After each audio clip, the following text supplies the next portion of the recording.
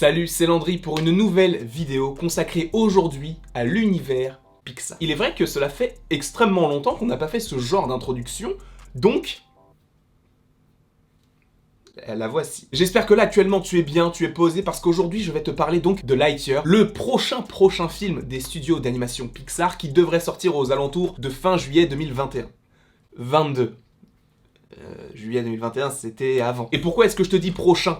Parce que normalement, en mars, nous devrions avoir le petit film d'animation Alerte Rouge. D'ailleurs, ce serait plutôt sympathique de nous délecter d'un petit trailer. En tout cas, aujourd'hui, je vais te parler des théories que j'ai en rapport avec ce film Lightyear, ou plutôt en français, Buzz l'éclair. En rapport avec ce film Lightyear, tu le sais ou peut-être pas, mais je t'ai fait une réaction, mais également une analyse plan par plan. Et encore après la vidéo pour celle-ci, j'ai analysé la chose pour te faire une petite vidéo théorie. Déjà, dans le trailer, à un moment donné, on a un petit robot qui doit faire une sorte de petite leçon aux deux personnages que sont donc Hawthorne et Buzz l'éclair. Et si on regarde bien sur le tableau, il y a deux lignes qui sont tracées avec des petits symboles sur le côté. Les deux lignes en fait représentent une temporalité différente. Vous voyez que ce symbole rond en haut à gauche symbolise en fait les gens qui sont sur la planète, puisque cela représente entre guillemets la base militaire ou en tout cas interstellaire dans laquelle il s'entraîne et de laquelle il va décoller. Et donc on voit que la ligne qui est à côté symbolise des heures. Et par ailleurs, entre la ligne et le petit symbole, il y a marqué Us. Donc cela signifie que c'est tout simplement les gens qui travaillent dans cette base interstellaire. Juste en dessous, nous avons le dessin d'un petit vaisseau. Et à côté, juste une seule personne où il y a marqué You. Et à nouveau à côté, il y a une ligne temporelle qui symbolise des minutes. Et nous comprenons très simplement qu'une heure sur la planète représente une seule minute dans l'espace. Et tu vas me dire, oui mais c'est peut-être un petit peu compliqué.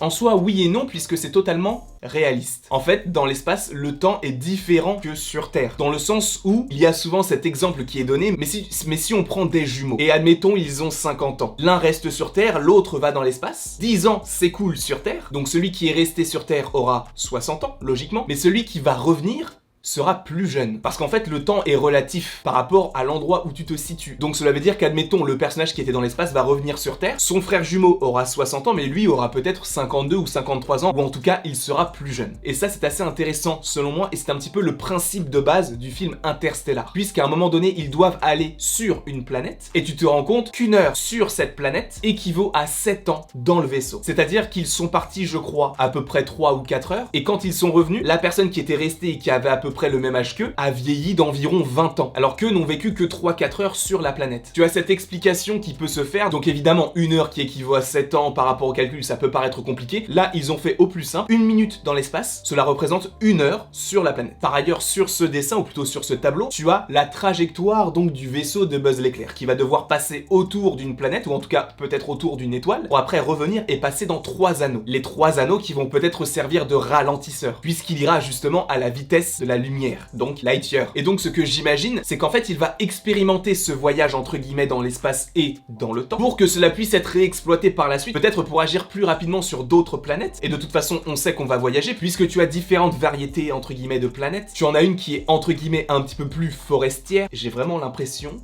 que je parle genre de crêpes. Et évidemment, tu as la planète sur laquelle il y a la base de Star Command. Et donc Star Command, c'est un petit peu l'équivalent de la NASA interstellaire dans l'univers de Toy Story. Donc ce que j'imagine, c'est qu'au début, entre guillemets, tout se passe bien, et il y a possiblement quelques problèmes en interne, ou peut-être quelques problèmes sur la planète, mais qui ne sont pas encore critiques. Et pour le coup, quand il va revenir, il ne va pas reconnaître le monde dans lequel il est. Dans le sens où à un moment donné, dans le trailer, il découvre de nouvelles choses, de nouveaux gadgets. Comme si c'était le moment où il retournait sur Terre. Il découvre le petit chat, et à un moment donné, quand le petit chat s'approche de lui, il regarde par la fenêtre et il semble être inquiet. Comme si quelque chose n'allait pas. Alors je ne dis pas que c'est la temporalité qui sera mise dans le film, mais je me dis que cela peut être plausible par rapport au fait que ça puisse être du coup ces 4 années plus tard. Et qu'en plus de ça, on ait un commandant qui semble être un petit peu l'antagoniste du film, qui va peut-être aller trop loin dans ses agissements et qui sera opposé à un autre méchant qui ne serait autre que Zurg. Selon moi, c'est la meilleure idée qu'il puisse faire par rapport à ce film Lightyear. Ce qui est assez intéressant, c'est que j'imagine que ce sera une trilogie, ou en tout cas qu'il y aura au moins un deuxième film. Parce qu'il est vrai que récemment, on n'a eu aucune suite. Oui, on a eu Les Indestructibles 2 et Toy Story 4 en 2018 et en 2019. Cependant, on a eu Soul en avant et Luca, et on aura également Alerte Rouge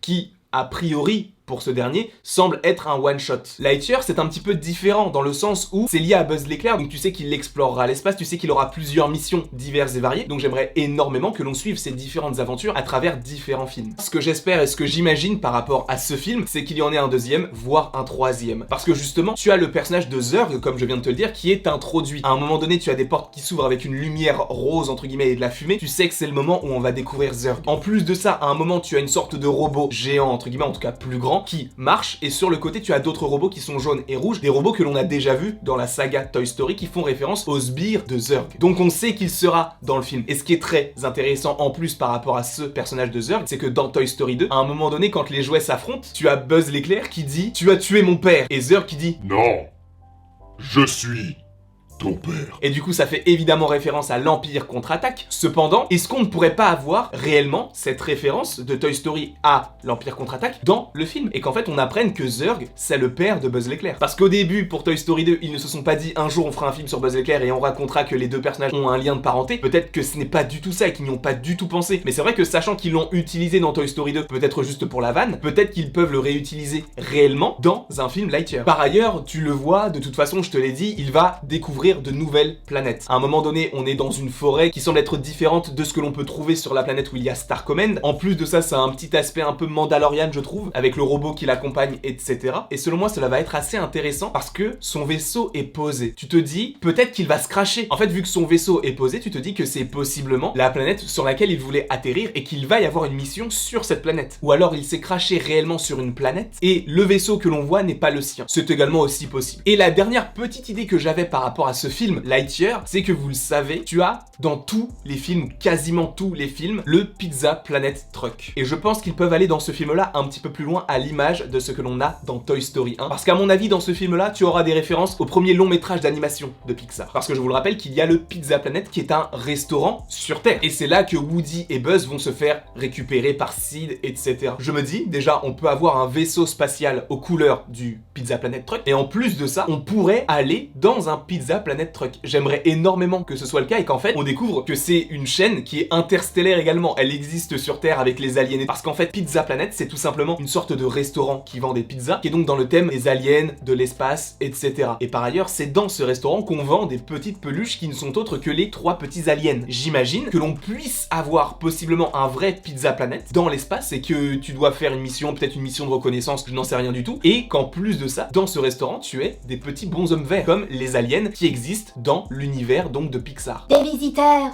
venus d'ailleurs. Oh!